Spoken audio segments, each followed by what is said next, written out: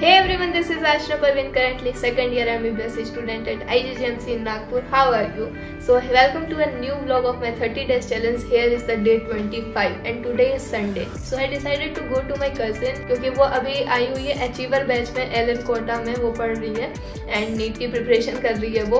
तो अब उसका जो अचीवर बैच का सिलेबस है वो खत्म होने वाला है, तो इस वजह से अब वो चली भी जाएगी एंड मेरा भी अब एग्जाम्स आने वाले हैं तो मैं भी चली जाऊंगी नागपुर, तो शायद मिलना नहीं हो पाएगा। सो आई डिसाइडेड कि मैं कोटा चली जाऊं तो उससे मिलना भी हो जाएगा। इसके साथ ही साथ मेरे पास बहुत सारे क्वेश्चंस आ रहे थे एलन से रिलेटेड ही कि उसकी फीस क्या है, नया स्ट्रक्चर क्या है, बैचेस कौन कौन से होते हैं। तो एक्चुअली देखो, मैंने तो करे हुए मुझे 3-4 साल हो गए एलन में, तो एकदम अप टू डेट रहना मेरे लिए पॉसिबल नहीं होता, बट वो वहाँ पे पढ़ रही है तो उसे सब कुछ पता है कि हाँ वहाँ का क्या स्ट्रक्चर है, कैसे चलती है क्लासेस, कैसे चलती है, टेस्ट कैसे होते हैं। तो वो सब चीजें जो है मैं वो उससे क्लियर कर दूंगी। तो लेट्स स्टार्ट द वीडियो।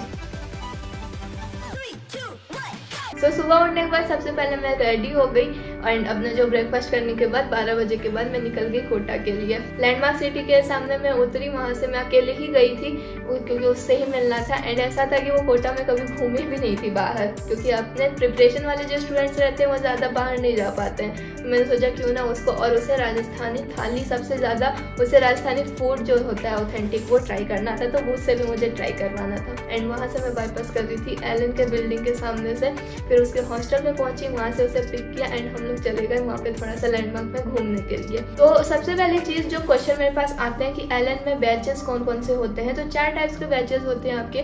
सबसे पहले 11th क्लास का होता है वो नर्चर बैच होता है, सेकंड 12th क्लास का होता है वो एंथ्यूज बैच होता है, थर्ड जो ड्रॉपर्स होते हैं उनके लिए 2 टाइप्स के होते हैं, एक लीडर होता है, एक अचीवर होता है।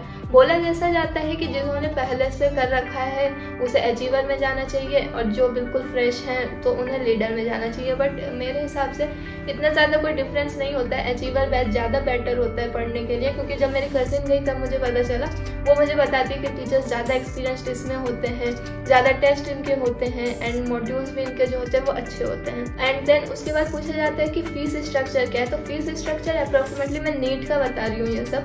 तो जो नर्चर बैच होता है उसका 1,30,000 के अराउंड है अभी इस ईयर के लिए, और ये 20th जनवरी मैंने उसके साइट पे चेक किया था, तो 20th जनवरी तक ही वैलिड है। एंथ्यूज बैच आ जाता है, दैट इज एंथुजियास्ट बैच, उसका 1,34,000 ऐसा कुछ है पूरा टोटल। एंड वो लोग मुझसे पूछते हैं कि 1 साल का ही है या 2 साल का है, तो ये सिर्फ 1 साल की कोचिंग की फीस है। इसके अलावा से आपके हॉस्टल का फीस अलग से लगेगा, हॉस्टल आपको प्राइवेट लेना होगा और वो उसके बारे में आगे बताती हूँ कि कैसे होता है। फिर उसके बाद जो आपका लीडर और अचीवर बैच है उसका 1,40,000 के अराउंड कुछ फीस, 1,36,000 ऐसा कुछ फीस है उसका पूरा 1 साल का। फिर उसके बाद हम लोग वहाँ से लैंडमार्क में थोड़ा सा टाइम पास करने के बाद एंड वहाँ से निकल गए, और उसे राजस्थानी फूड ट्राई करवाना था, तो मैं उसे लेके गई एक जो यहाँ का अच्छा रेस्टोरेंट है वहाँ पे, एंड मैंने उसका राजस्थानी थाली जो था ऑर्डर किया। उसे जब वो मेनू देख रही थी तो वो ढूंढ रही थी बाटी का इसमें, क्योंकि उसने सुना था दाल बाटी होती है एंड उसके हॉस्टल में वो बताती है कि ईंट के पत्थर जैसी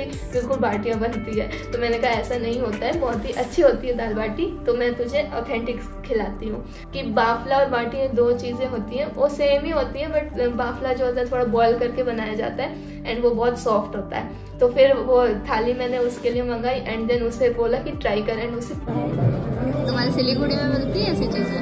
नहीं, मेन्यू एकदम डिफरेंट है।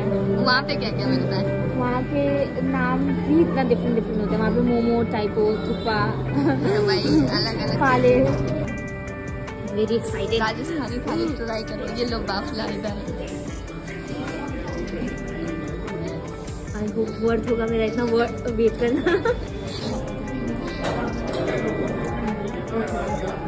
बहुत अच्छा है। अच्छा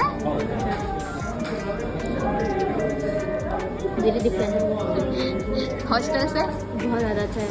काफी पसंद आई वो थाली ट्राई करने के बाद। फिर उसके बाद मैंने उससे और भी चीजें पूछी कि तू अभी मतलब अचीवर बैच में पढ़ रही है तो तुझे कैसा एक्सपीरियंस है, टीचर्स का कैसा एक्सपीरियंस है। तो उसने कुछ ऐसा बताया कि अचीवर बैच में उसकी जो है क्लासेस सुबह 6 बजे से लगती हैं, सुबह मॉर्निंग शेड्यूल है क्योंकि लड़कियों का सुबह होता है। तो 6 बजे से 1 बजे तक उसकी डेली क्लासेस होती हैं, 4 क्लासेस होते हैं उसमें। एंड उसके टेस्ट जो होते हैं रेगुलरली 1 मंथ पे टेस्ट होते हैं, वीकली टेस्ट सब्जेक्ट वाइज। उसे बर्न टेस्ट पहले बोला जाता था, लेकिन जब से सुसाइड के केस बढ़ गए तब से उसे फन टेस्ट का नाम दे दिया गया है। फन टेस्ट होते हैं, तो ये सारे टेस्ट पीरियोडिकली होते जाते हैं। एंड देन अब उसका जैसे जनवरी में उसका सिलेबस खत्म हो जाएगा।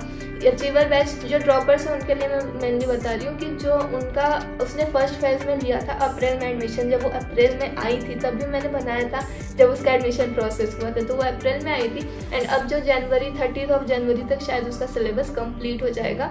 एंड देन उसके बाद मेजर टेस्ट उसके स्टार्ट हो जाएंगे। और ऐसा कभी कभार उसके साथ हो जाता है कि रात भर जग के पढ़ना पड़ रहा है, क्योंकि अचीवर बैच में थोड़ा सा लोड ज़्यादा आता है।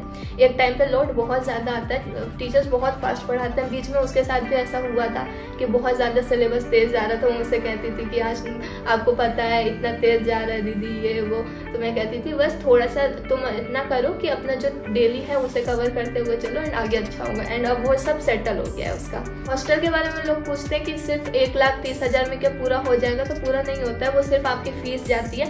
एंड उसके अलावा आपको कोचिंग में कुछ भी नहीं देना होता है। एंड हॉस्टल का कितना लगता है, तो आप लोग का 10,000 से 20,000 के बीच में पर मंथ जो है आपका हॉस्टल का अलग से लगेगा। ध्यान रखिएगा आप लोग 10th कंप्लीट कर रहे हैं, 12th कंप्लीट कर रहे हैं, क्योंकि ऐसा फर्स्ट फेज सेकंड फेज का बहुत धीरे आराम से पढ़ाते हैं, तो उसमें हरी अप नहीं होती है। जैसे इसका अप्रैल में चालू है, अब जनवरी में उसका कंप्लीट होने वाला है, तो उसके काफी टाइम उसको मिल जाएगा रिवाइज करने के लिए।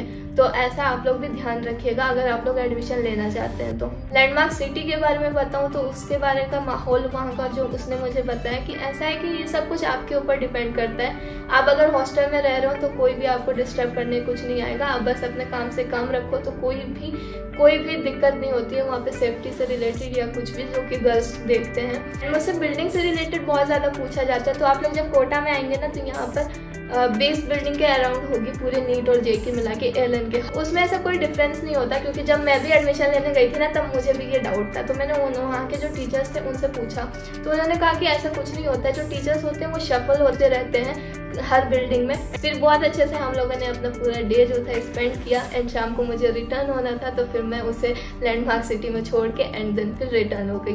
तो ऐसा मेरा पूरा डे आज का गया, उसके साथ मैंने टाइम स्पेंड किया। आने के बाद जो है मैंने अपने पेरेंट्स के साथ थोड़ा सा, एंड वो बहुत थक गई थी जाने के बाद, क्योंकि पूरा दिन सुबह से लेकर शाम तक मेरा निकल गया था बाहर ही खाना पीना करके, एंड देन फिर मैं सो गई। तो here is the end of day 25।